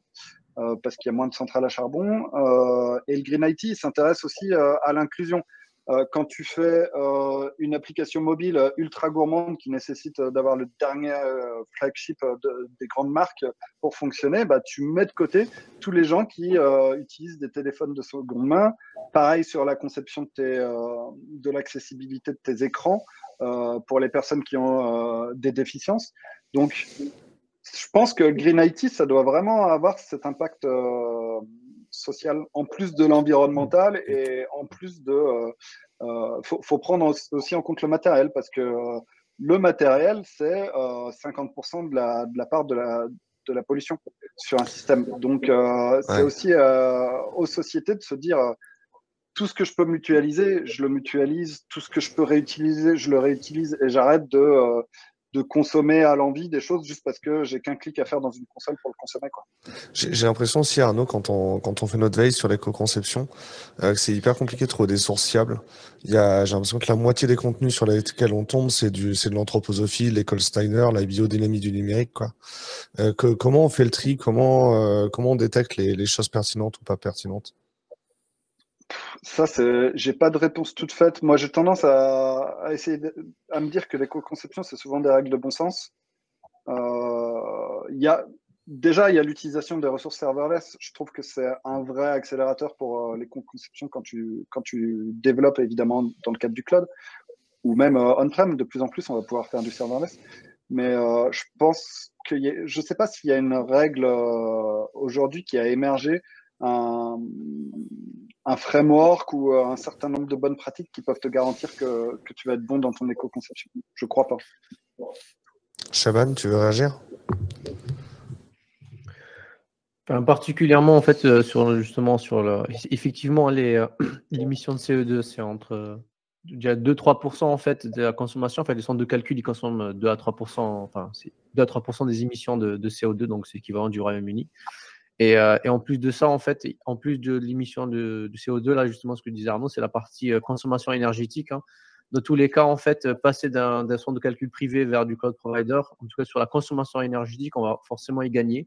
Parce que justement, le ratio, justement, l'efficience des centres de calcul, aujourd'hui, bien sûr, des cloud providers, il est autour de 1,1, tandis que chez des centres de calcul privés, ça peut aller jusqu'à x6, donc x6 de consommation d'énergie. Et effectivement, donc aller déjà sur un cloud provider qui fait justement, qui prend soin justement de l'environnement, qui essaie en tout cas de réduire sa consommation en énergie, c'est déjà un bon point pour toute la partie frugalité numérique. Et c'est quoi les sujets qu'on aborde quand on va aller au-delà de l'impact CO2 dans Green IT? On a parlé de la data, on a parlé Arnaud, on a mentionné. Qu'est-ce que tu as mentionné comme sujet là, Arnaud? J'ai parlé de l'accessibilité. L'accessibilité, ouais. Donc, pour moi, c'est le côté responsabilité sociale en plus qu'environnementale. C'est inclusion. Et c'est ce dont parlait Shaban en intro, les deskless qu'il faut embarquer dans ces transformations, qu'il faut expliquer les impacts à chacun, pas que à celui qui est derrière son outil de reporting, mais aussi à celui qui va aller installer les capteurs sur les fermes photovoltaïques ou que sais-je. Il faut expliquer l'intérêt de faire les choses, faut éduquer, c'est toujours pareil. Je pense que tout le monde fait le bon choix, aura tendance à faire le bon choix s'il a les informations pour choisir. Moi, ça me va. Du coup, vu qu'on parle de l'impact, tout à l'heure, j'ai fait une vanne sur le fait que les ingés réseau de chez Facebook, ils savent pas tenir le réseau. Ça, c'est la culture du blame dans l'IT. Est-ce que la culture du blame dans l'IT, elle est plus forte chez les ops que chez les devs? Moi, je suis dev, j'ai l'impression à chaque fois que les ops, ils sont bien contents ou ils sont prompts à dénoncer les erreurs ou à mettre le doigt dessus. Comment vous le vivez, vous qui êtes tous des ops de culture? Moi, je pense, et c'est pour démarrer simplement, que les devs, je commence à être vieux, je commence ici beaucoup à être, et la culture dev dans les années 90, c'était très simple. Et je pense que pour nous, l'open source, honnêtement, a changé la façon de la culture dev parce qu'on collabore forcément avec beaucoup plus de monde. Et si on veut que des projets open source, quand on voit au début comment c'était, quand ça démarrait et comment la culture a changé de fait de ces collaborations forcées. Et je pense que quand je me souviens à l'époque de l'université, les RTFM, c'était littéralement une phrase de dev aussi. Et aujourd'hui, on n'a pas un dev qui oserait sortir un truc pareil. Je pense simplement qu'il y a une évolution qui, dans le monde des ops, peut-être était un peu plus lente, mais pour moi, ça a bien changé ces dernières années aussi. C'est un petit décalage peut-être, mais c'est mon point de vue. Ah, je trouve aussi que ça a changé. Ça Chaban, a bien changé. ouais, Mathias? Ouais, je confirme que ça a bien changé. Hein. Pendant très longtemps, les devs balançaient leurs trucs aux ops et puis ils se débrouillaient avec. Mais ce qu'on a fait, nous, c'est qu'on a arrêté de centraliser les ops. Il y a un leitmotiv dans l'entreprise depuis quelques années, c'est You build it, you run it. Donc, effectivement, on arrête de filer la patate chaude à nos copains ops et on est responsable de ce qu'on construit. Oui. Effectivement, en fait, les développeurs, ils sont proches du métier, donc ils veulent du coup déployer plus rapidement des fonctionnalités, et les ops, ils veulent qu'il y ait moins de déploiement possible, donc parce que s'il y a des bugs où ça peut faire tomber leur serveur, parce que ça consomme beaucoup plus de ressources et tout ça avec les nouvelles fonctionnalités. Et effectivement, là, aujourd'hui, si les ops mettent à disposition des outils de CI/CD, du coup, les développeurs déploient par eux-mêmes et du coup, ils sont moins sollicités. Donc après, ils restent quand même sollicités, les ops, dans le cas où l'application de CI/CD, l'outil ne fonctionne plus. Mais au moins, ça permet justement de rendre plus autonomes les développeurs dans le déploiement de la richesse métier. C'est vrai que ce changement de culture dans l'IT chez ADO, en 10 ans, vous avez beaucoup changé. Est-ce que tu penses que c'est important de changer cette culture-là pour acter la transformation digitale et passer de l'autre côté? D'arrêter de changer? Non. Non, d'être bienveillant, en fait, de manière générale. Genre... C'est fondamental. La bienveillance, c'est pas un vain mot chez ADO. Moi, c'est aussi pour ça que je suis chez ADO. Et c'est fondamental. Si tu veux que les gens travaillent ensemble, il faut qu'il y ait cette bienveillance mutuelle.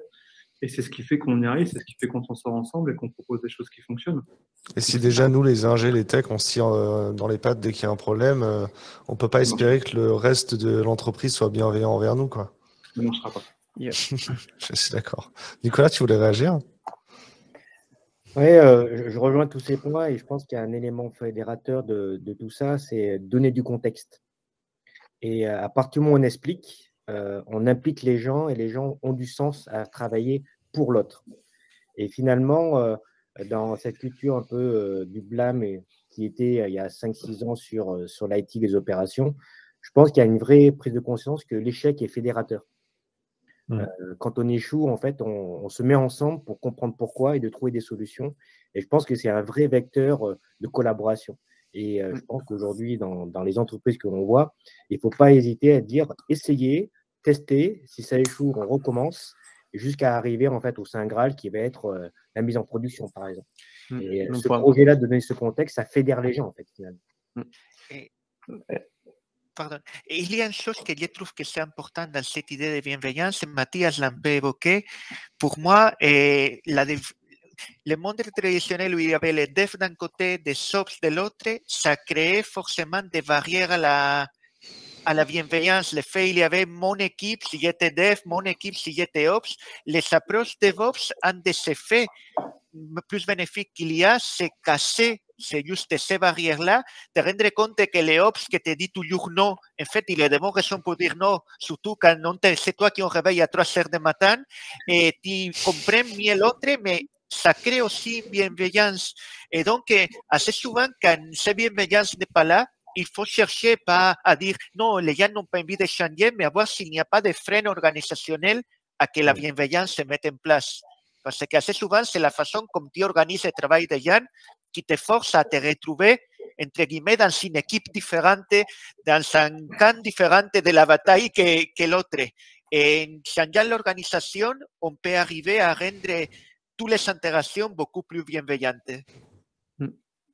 Si je peux juste donner mon retour d'expérience, je suis plutôt côté plus trop opération maintenant. Je l'ai été il y a une dizaine d'années où en effet, à l'opération, tu faisais une connerie et tu faisais taper sur les doigts parce que c'était pas bien, alors que le dev qui foirait, c'était pas de la prod, donc à la rigueur, c'était un peu moins grave, mais les opérations, c'était crucial. Et maintenant, je suis plutôt côté avant-vente. Et ce que je vois, en fait, c'est tout ce que vous me dites là, en fait, je le vois partiellement, en fait, quand je prends un gros infogérant sur un gros projet cloud, je sens pas encore l'agilité de tout ce que je viens d'entendre là, en fait, transparaître. Et ça revient un peu sur les outils natifs du cloud qu'il ne va pas forcément consommer. Il vient avec son modèle opérationnel, avec ses gros outils Là, j'ai encore entendu du Tivoli chez certains, des machins, ils viennent avec des gros systèmes, des gros mammouths pour essayer d'opérer tout ça avec tout ce que tu as dit, enfin tout l'inverse de ce que vient de dire Mathias. Quand tu builds, du coup, tu run. Et ben, je vois encore moi, mon retour d'expérience, c'est quand on travaille sur des projets, des move to cloud assez conséquents, avec des boîtes de services où malheureusement, on voit encore ces gros mastodontes d'opérations. Je trouve que ça n'a pas encore, le braquet n'est pas encore arrivé chez eux, ils n'ont pas encore changé leur modèle opérationnel. C'est pas hyper fluide, je trouve. Parce qu'en même temps, le fait qu'il y ait cet effet de levier, quand tu as un gros infogérant, c'est facile de lui taper dessus. Du coup, en interne, eux, l'infogérant, il va avoir du mal à changer de culture. Ouais, et puis c'est hyper dur pour lui, je pense. C'est hyper dur pour un gros infogérant de changer parce qu'il a tous ces centres de services avec ses modèles opérationnels, ses outils, etc. Et je me mets à leur place, ça doit être hyper dur de changer. Et le problème justement du fond là, de la culture de blâme, là, si je peux revenir, c'est justement je parle vraiment du fond là, la partie sociologique, c'est justement le modèle éducatif de certains pays en fait qui ne permet pas les erreurs, pardon. Et du coup, on a bâti un système sur la peur des représailles.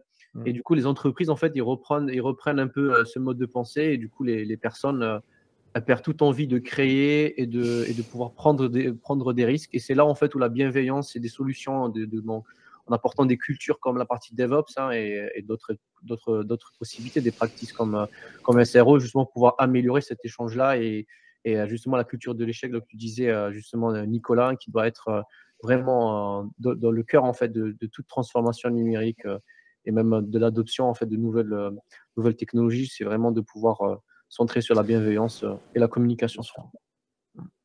Est-ce que c'est pas la première chose qu'on veut changer si on veut plus de mixité dans les entreprises, dans l'IT? Ça veut dire qu'il faut changer le système éducationnel alors? Non, mais de manière générale, la bienveillance, on peut changer déjà de nous-mêmes. On peut déjà commencer nous-mêmes par aller aider notre voisin quand il s'est planté au lieu de l'enfoncer, quoi. Et je trouve que c'est ça, moi, qui devrait avoir le plus changé avec la culture DevOps, c'est que les Ops ne sont plus là comme un espèce de board qui accepte ou pas ta mise en prod. Ils sont là pour t'apprendre à faire une belle mise en prod. La première fois, ils le font avec toi, ils t'expliquent, tiens, ça c'est ton langage d'infrascode que tu vas utiliser, voilà comment c'est fait. Toi, en tant que développeur, tu dis, ah génial, maintenant je suis autonome, j'ai plus besoin d'écrire une doc. Moi, quand j'ai commencé à bosser, on écrivait les procédures d'install. Tu cliques là, tu lances ce shell. S'il y avait un espace en trop dans ta commande shell, ta procédure elle était refusée et tu recommençais à zéro.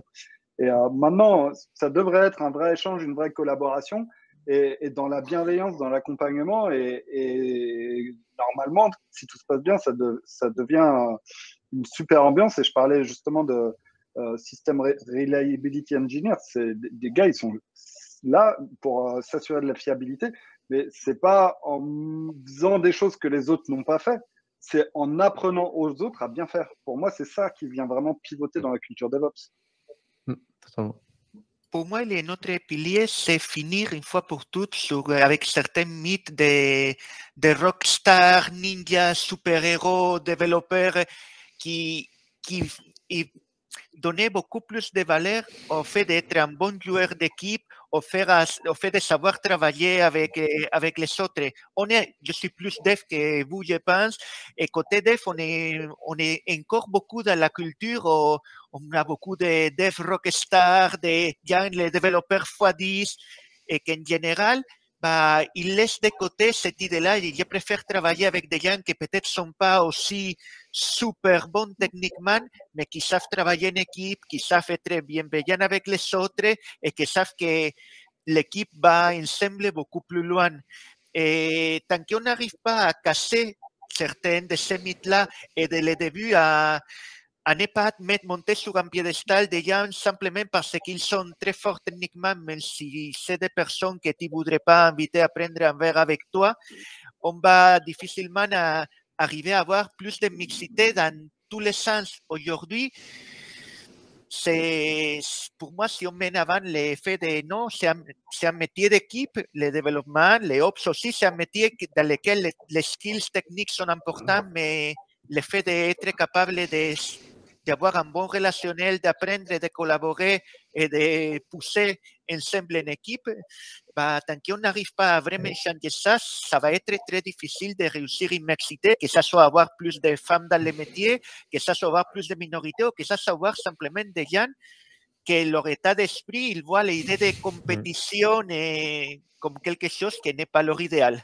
C'est la question que je voulais te poser, Horacio. C'est ce que chez toi, tu arrives à embaucher des femmes? Est-ce que la mixité homme-femme, c'est un truc que tu arrives à combler? Je viens de monter mon équipe de frêles depuis il y a quelques mois. La première embauchée, c'est Aurélie, c'était une femme. Ça se passe plutôt bien. Et si on regarde d'une façon plus large, c'était très majoritairement masculin. Ces dernières années, c'est en train de changer. Je pense qu'il y a effectivement une façon de voir qui change. Et pour moi, ces changements-là sont assez corrélés avec un changement global de mentalité. Et cette idée-là de on est qui travaille en équipe, c'est chouette. Tu as recruté une personne et c'est une femme, donc tu as 100%. Il y a un deuxième qui arrive, c'est un homme, mais en tout cas, je n'ai pas eu de soucis particuliers pour recruter une femme. Je pense que voilà, elle nous connaissait, elle connaissait déjà la façon comme on travaillait, non seulement moi, mais l'équipe dans le sens large dans lequel je suis. Donc, puis elle est toulousaine, donc elle a l'habitude des milieux d'hommes, quoi. Oui, elle n'est pas parfaite, elle dit chocolatine, d'accord, mais bon, à part ça, ça va. C'était une stacker, donc c'est forcément une personne bien. Ouais. C'est ça que tu voulais dire? Moi, je dis juste qu'elle était à Stack Lab, c'est que Rachel l'a pris, quoi. Ouais, sur ce point, Damien et Horacio, sur la diversité, l'inclusion, je lisais un article qui était très intéressant, qui est de Stanford, qui disait quelle va être en fait la suite et la conséquence où on est en train de digitaliser le monde à partir du moment où on influe un code qui est plus masculinarisé. Et est-ce que le fait de développer quand on est une fille ou un garçon, est-ce qu'on développe de la même façon? Et quel est le code qui en sort et qui finalement demain sera utilisé par une machine? On entend de l'intelligence artificielle, on entend du machine learning, on entend de la digitalisation.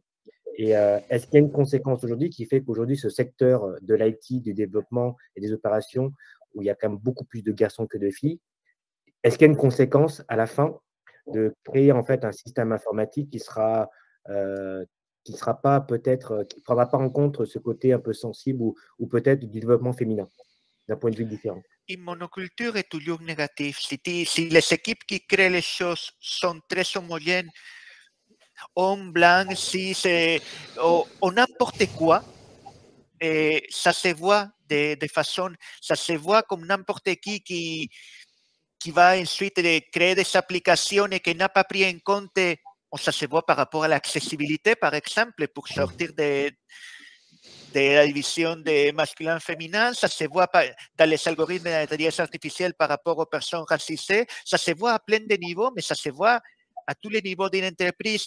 La monoculture dans une boîte, ça va créer des limites, ça va créer des effets tunnels qui fait qu'on ne va pas voir ce qu'il y a autour. Donc, je suis intimement convaincu.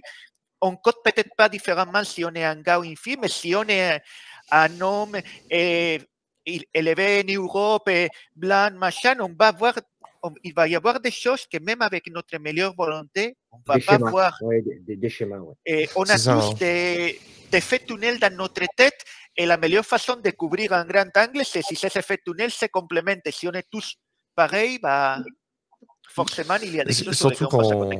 Surtout qu'on travaille sur des systèmes, les systèmes informatiques ont tendance à réifier. Quand on informatise des humains, on informatise des relations humaines, on a tendance à leur enlever leur humanité. Si on est monoculture, on va avoir tendance à être vraiment moins inclusif. Donc même si à la fin, dans le code, j'imagine si on fait des boucles if, des boucles for de la même façon qu'on soit un homme ou une femme, dans la façon de penser les systèmes, de les concevoir, le fait d'avoir de la mixité, c'est forcément mieux. Des boucles if, ouais, Marco. Dans le chat, moi, Marco. Je pense aussi qu'on est dans un métier où on passe notre temps à sortir de notre zone de confort, à découvrir des nouvelles choses, à se mettre en danger, à aller expérimenter, à être habitué à l'échec, justement pour apprendre et progresser. Et peut-être que c'est ça qu'il faut qu'on apprenne aussi à nos filles, c'est ose, t'es pas une experte, et bah, c'est pas grave, de toute façon t'es dans un monde où l'expert de tel domaine il n'existe pas parce que la techno elle a 1 an, donc ose, c'est pas grave, affirme-toi. Et moi je pense que c'est vraiment encore une fois de l'éducation, d'apprendre à quelqu'un de la prise de risque, et puis de pas avoir peur de dire bah, je sais pas, mais je vais essayer et puis je vais sans doute y arriver, quoi. Vous savez que dans nos entreprises, la première inégalité dans la rémunération entre les hommes et les femmes, c'est parce qu'il y a des grilles de salaire en fonction des diplômes de sortie d'école. Alors qu'en fait, déjà en formation initiale, on a déjà une inéquité. Les femmes ont moins accès aux études scientifiques en formation initiale. Du coup, si dans nos entreprises, on a des grilles de salaire qui considèrent le diplôme ou l'école dans laquelle on a étudié, on va forcément rémunérer moins bien les femmes. Chaban, tu voulais réagir? Ouais, je voulais juste dire par rapport justement à ça, c'est qu'il y a 30 ans, 35% dans l'IT étaient des femmes, ce qui n'est plus le cas aujourd'hui, donc c'est beaucoup moins. Et il y a un truc qui est sorti dans la fin des années 90, c'est que pour être informaticien, il fallait être même mathématicien. Et ça a fait fuir en fait justement beaucoup d'étudiants féminines du coup par la suite. Et on s'est retrouvé avec énormément d'hommes. Après, on a pu retrouver la même chose avec la partie de la santé, où la majorité c'est des femmes et là où en fait les hommes sont plus minoritaires. Donc il y a vraiment une part justement des parents là, comme tu disais Arnaud, c'est vraiment dans l'éducation aussi de pouvoir acculturer les enfants, c'est par rapport au métier quoi, et à la réalité des métiers. Et pourquoi pas donner des cours de code à l'école très tôt? C'est pas que le code. Non, c'est des cours de... C'est même pas que ça. Je peux raconter mon expérience. J'ai une grande fille qui a 21 ans et qu'elle adorait les ordinateurs et tout quand elle était petite. En arrivant au collège, ce qui l'a fait changer, c'est les stéréotypes, l'image qu'en tant que collégien, il se faisait de l'informaticien. Et en gros, simplement, c'était pas un truc qui donnait envie à une jeune fille. Et donc, elle est restée à s'intéresser aux traits scientifiques, elle fait des études de médecine. Justement, il est parti sur le domaine de la santé parce que dans l'imaginaire collectif, une fille, dans le domaine de la santé, ça le fait. Une fille informaticienne, ça ne le fait pas. Donc, tu parlais tout à l'heure, Chaban, des systèmes éducatifs. Je pense qu'il y a beaucoup de systèmes éducatifs. Il y a beaucoup aussi, tu parlais de sortir de OC, il y a aussi beaucoup de la peur de l'échec qui est aussi très ancrée dans notre système éducatif. Les parents ont une responsabilité, le système éducatif tel quel aussi. Et ça peut être un truc pour finir, parce que Damien, ça me rise les cheveux, les cheveux que je n'ai pas. Quand je t'ai parlé des grilles de salaire basées sur les diplômes, j'ai 45 balais, ça fait 20 ans plus de 20 ans que j'ai quitté l'école. Pensais que le salaire de quelqu'un d'un certain âge peut être lié encore aux études qu'il a fait il y a 20 ans, 15 ans, 10 ans même, dans un métier que ce qu'on t'a appris à l'université il y a 10 ans a complètement changé sur ce qui est aujourd'hui, que me semble une aberration. Il y a beaucoup de boîtes qui les changent, mais si votre boîte ne le fait pas encore, ça c'est un combat sur lequel il vaut la peine de se battre. L'école que tu as fait il y a 15 ans ne détermine pas du tout les salariés et la personne qui est aujourd'hui, point barre, il faut arrêter avec ça. Et puis ça ne considère pas les gens qui ont étudié à l'étranger. Peut-être que Nicolas, il a étudié à Concordia à Montréal, mais il n'y aura pas ça sur la grille de salaire, quoi. Tu voulais réagir, Philippe? Moi, je recrute pas mal depuis un certain temps et dans différentes compagnies, et je trouve que le niveau d'école, c'est plus un critère. Enfin, moi, ça fait bien longtemps que je ne le regarde plus. Moi, ce qui m'intéresse, c'est le dynamisme, c'est l'envie, c'est l'engagement du gars ou de la femme que j'ai en face de moi. Ça, c'est un truc que tu ne peux pas acheter. Enfin, tu ne peux pas modifier. Le mec, la personne, si elle est en face de toi, elle est toute molle et qu'elle ne te fait pas envie, tu pourras difficilement le changer. Former, faire monter en compétence sur des services ou des ressources cloud, on peut faire. Tu vois, mais moi, je pense réellement que ce mindset, il a changé. Je pense que le premier job, en effet, peut-être que tu regardes d'où vient le gars, d'où vient la femme, tu vois, de quelle école elle a fait. Mais au bout de 4-5 ans, tu as tiré un trait, le parcours, tu ne regardes même plus. Enfin, c'est la discussion, c'est un one-to-one qu'on a avec la personne. C'est un feeling qui passe ou qui passe pas. C'est une envie qui passe ou qui passe pas. Et puis, moi, je pense qu'on fait j'espère qu'on est plusieurs à être comme ça, mais je vois sincèrement, le niveau scolaire, c'est plus du tout un critère. Chez nous, c'est plus un critère, en tout cas. Chez nous, c'est plus un critère. Et maintenant qu'il y a fait des recrutements, en tout cas, je confirme, c'est pas de tout ça. Mais il y a des boîtes dans lesquelles la grille est encore comme ça, effectivement. Et pour moi, ça, c'est aussi un autre gros souci. Vous avez beaucoup investi dans la formation de vos salariés aussi, ce qui vous permet d'avoir un recrutement qui est plus inclusif.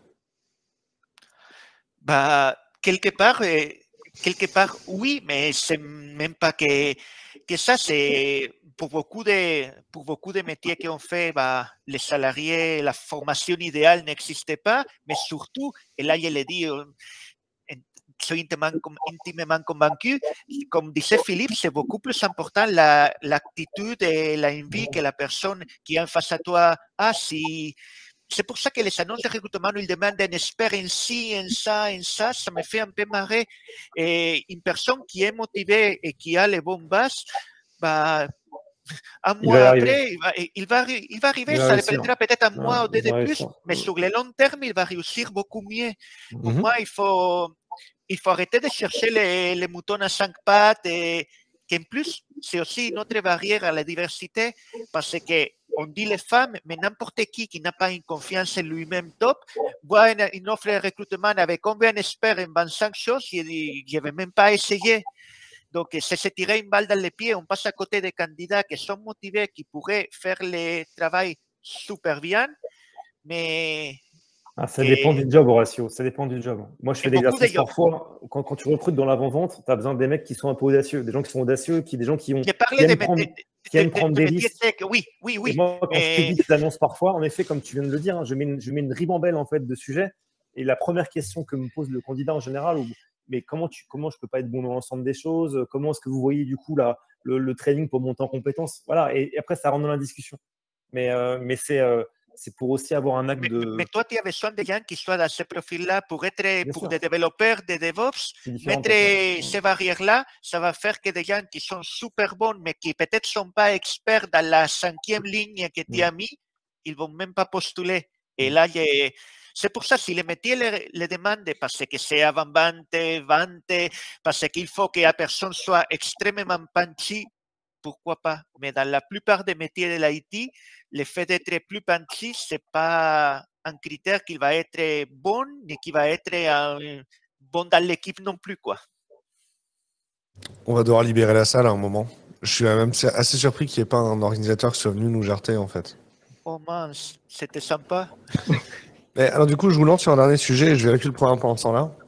Est-ce qu'on peut faire la discrimination positive pour améliorer la diversité dans nos entreprises? Qui rebondit en premier? Nicolas, il lâche la tête comme ça. Non, moi, je travaille dans une entreprise globalisée d'une culture américaine. Donc, il y a déjà cette influence qui est amenée dans l'entreprise avec, on a parlé de la diversité, on a parlé des Women in IT. Je pense que tous les feedbacks sont bons. Là, on fait des constats. Maintenant, quelle force de proposition on peut mettre en place? Et la question que je me pose et que je voudrais vous partager, c'est de dire, on parle de diversité, d'inclusion, d'éducation. Comment on peut mettre en place un processus de changement dans des organisations où on est quand même très stigmatisé sur cette hiérarchie assez pyramidale encore en France? Et la question que je me pose, c'est comment vous, dans vos expériences, vous êtes capable de prendre le cheminement pour tirer le fil pour que ce chemin opère? C'est quelle est la première porte à ouvrir pour qu'il y ait ce changement qui commence à se lancer et de manière naturelle et une manière de s'améliorer, de continuer de manière naturelle? En tout cas, ce que je pense qu'au quotidien, on peut commencer à faire attention à ce que dans une pièce de 7, l'opinion de chacun soit correctement considérée et que tout le monde ait pu s'exprimer. C'est déjà vachement bien. Est-ce que tout le monde a pu s'exprimer et eu de la place aujourd'hui? Il faut rendre la room, les organisateurs, ils veulent la prendre. Horacio, t'as levé la main ou c'était pour dire que non? Non, c'était pour dire cool. Au revoir et c'était super cool et merci à Merci beaucoup. Merci à toi, Damien. Il y a beaucoup d'émojis flammes, des émojis dans tous les sens. Et il y a un quiz à 14h, donc ne partez pas, restez dans la salle, toutes les personnes. Et vous pourrez revenir sur Spatial Chat si vous voulez participer et échanger avec les participants. Le chat de la room numéro 1 est encore très dénormé. Le talk, ouais, n'hésitez pas à aller en salle 2 pour le talk de Green IT, mais alors dans salle 1, il y aura le quiz juste avant. Les quiz sont importants, les prix sont chouettes. Donc, Mathias, le pourquoi quiz est attendre important. que vous finissez les quiz? Je vais attendre un petit peu pour démarrer. Et alors, attendez, on donne un avantage. On peut donner un avantage à ceux qui ont regardé cette conférence-là. Nicolas, d'où vient le nom Splunk? Est-ce que c'est un dinosaure? Splunk, le dernier dinosaure, c'est pas ça? Il cherche rapidement sur Google. Là. Tu sais pas, hein? Ok, je donne un avantage pour les quiz. Secnum Cloud. Souvenez-vous de ça, c'est tout. Donc Splunk n'est pas des dinosaures. Exactement. Splunk n'est pas le dernier dinosaure? Non. Ça marche. Merci beaucoup. À bientôt. Je vous ai enlevé de l'autre room.